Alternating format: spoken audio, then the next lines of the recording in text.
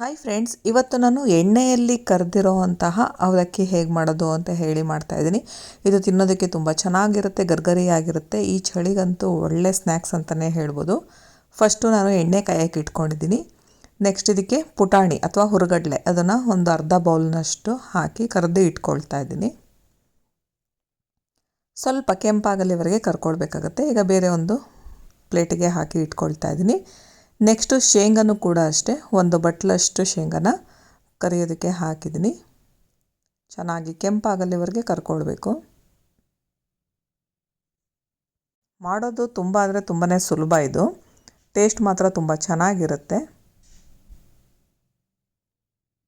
ಈಗ ಇದು ಕರ್ದಾಗಿದೆ. ಇದನ್ನು ಕೂಡ ಅಷ್ಟೇ ಬೇರೆ ಒಂದು ಪ್ಲೇಟಿಗೆ ಹಾಕಿಟ್ಕೊಳ್ತಾ ಇದ್ದೀನಿ.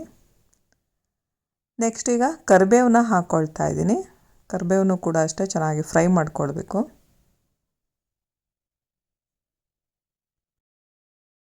ಗೋಡಂಬಿ, ಬಾದಾಮಿ ಹಾಗೂ ಒಣ ದ್ರಾಕ್ಷಿನ ಕೂಡ ಕರೆದುಬಿಟ್ಟು ಹಾಕ್ಬೋದು. ನೆಕ್ಸ್ಟ್ ನಾನು ಇಲ್ಲಿ ಅವಲಕ್ಕಿನ ತೊಗೊಂಡಿದ್ದೀನಿ. ಇದನ್ನು ಸ್ವಲ್ಪನೇ ಹಾಕ್ಕೊಳ್ತಾ ನಾವು ಈ ರೀತಿ ಡೀಪ್ ಫ್ರೈ ಮಾಡ್ಕೊಳ್ಬೇಕು. ಇಲ್ಲಿ ಮೀಡಿಯಮ್ ಅವಲಕ್ಕಿನಾದರೂ ತೊಗೊಳ್ಬೋದು ಅಥವಾ ದಪ್ಪ ಅವಲಕ್ಕಿನಾದರೂ ತೊಗೊಳ್ಬಹುದು. ಸ್ವಲ್ಪ ಚೆನ್ನಾಗಿ ಡೀಪ್ ಫ್ರೈ ಆಗೋ ತನಕ ನೋಡಿಕೊಂಡು ಗರ್ಗರಿ ಆಗಲಿವರೆಗೆ ನೋಡಿಕೊಂಡು ಕರ್ಕೊಳ್ಬೇಕಾಗತ್ತೆ. ಮತ್ತು ಸ್ವಲ್ಪ ಹಾಕಿ ನಾನಿಲ್ಲಿ ಕರಿತಾ ಇದ್ದೀನಿ. ನಾವು ಎಣ್ಣೆಯಲ್ಲಿ ಡೈರೆಕ್ಟ್ ಹಾಕಿಬಿಟ್ರೆ ಅದನ್ನು ತೆಗೆಯೋದಕ್ಕೆ ತುಂಬ ಕಷ್ಟ ಆಗುತ್ತೆ. ಹಾಗಾಗಿ ಈ ಥರ ಜಾಲರಿ ಸೌಟನ್ನ ಬಳಸ್ಕೊಂಡು ನಾವು ಈ ರೀತಿ ಡೀಪ್ ಫ್ರೈ ಮಾಡೋದ್ರಿಂದ ಎಣ್ಣೆಯಿಂದ ತೆಗೆಯೋದಕ್ಕೆ ತುಂಬ ಸುಲಭ ಆಗುತ್ತೆ. ಈಗ ಅವಲಕ್ಕಿ ನೋಡಿಕೊಂಡು ಎಷ್ಟು ಬೇಕೋ ಅಷ್ಟು ಈ ರೀತಿ ಕರೆದು ಇಟ್ಕೊಳ್ಬೇಕು. ನೆಕ್ಸ್ಟ್ ನಾನು ಇಲ್ಲಿ ಉಪ್ಪನ್ನು ಹಾಕ್ಕೊಳ್ತಾ ಇದ್ದೀನಿ. ಇದನ್ನು ನಾವು ರುಚಿಗೆ ತಕ್ಕಷ್ಟು ಹಾಕ್ಕೊಳ್ಬೇಕಾಗತ್ತೆ.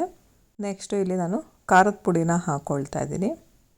ಒಂದು 2 ಸ್ಪೂನ್. ನಿಮಗೆ ಖಾರ ಜಾಸ್ತಿ ಬೇಕಂದರೆ ಇನ್ನೊಂದು ಸ್ವಲ್ಪ ಹಾಕ್ಕೊಳ್ಬೋದು. ಒಂದು ಅರ್ಧ ಸ್ಪೂನ್ನಷ್ಟು ಆಮ್ಚೂರು ಪೌಡರ್ ಹಾಕಿದ್ದೀನಿ. ನಂತರ ಚಾಟ್ ಮಸಾಲ ಹಾಕಿದ್ದೀನಿ. ಜೊತೆಗೆ ಅರಿಶಿನ ಪುಡಿನ ಹಾಕ್ಕೊಳ್ತಾ ಇದ್ದೀನಿ.